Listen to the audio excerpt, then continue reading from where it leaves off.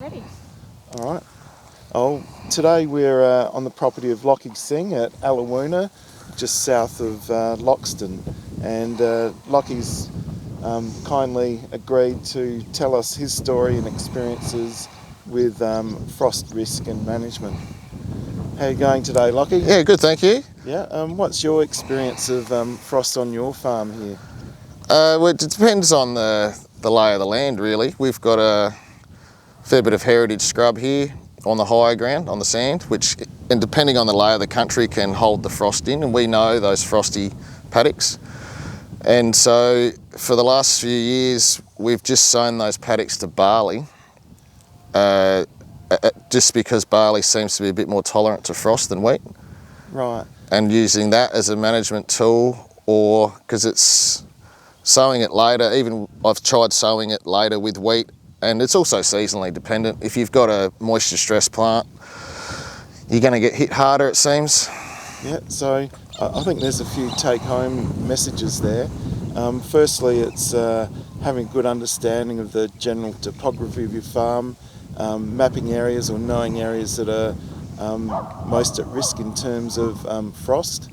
Well, it's not hard these days. With everyone's got your GPS, tells you your metres above sea level. Yep. You can soon work out which the lowest, which you really know anyway, but Yeah. that just confirms it, where your lowest lying parts of the farm are. Yeah. So what's your general approach to your sowing program in terms of timing and that sort of thing? Well, we're not putting in huge hectares, but I'd never sow wheat in April. Yep. Like end of April, no worries for sowing barley, but I wouldn't sow wheat in April here, just for the lay of the land, the way it is out here. Yeah. So have you experienced much frost damage in the past? Yeah, the last few years with the leaner seasons, we've definitely been touched up with frost, for sure. Yeah.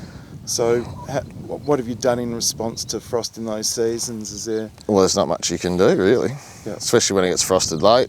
In a drought, when you've got a shit crop, well, not a very good crop anyway, and do you cut it for hay and bear your paddock out, or because we've run sheep, do you just, if there's no grain in it, just put the sheep out on it and they'll eat it? Like it's, you just got to weigh up.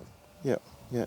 So in terms of future research priorities in the area of managing frost and that sort of thing, are there any areas you can identify where GRDC may wish to invest some dollars in the future? Oh, nothing, not one specific area, just if they, in their breeding programs, because as time goes on, farms get bigger and bigger, and everyone tries to sow on a date now, not just wait for the rain. So if you sow a heap of your country dry and you get that one rain, it's all up at the same time. So and then you're quite vulnerable to a frost if it all comes up. If you've sown a heap of country dry, you're leaving yourself wide open a bit, but at the same time, you've got to get it in. Yeah, no, it's a bit of a double-edged sword. Yeah. Oh, thanks very much anyway, Lockie, for your time, and we'll let you get back to your shearing program. No worries, thank you.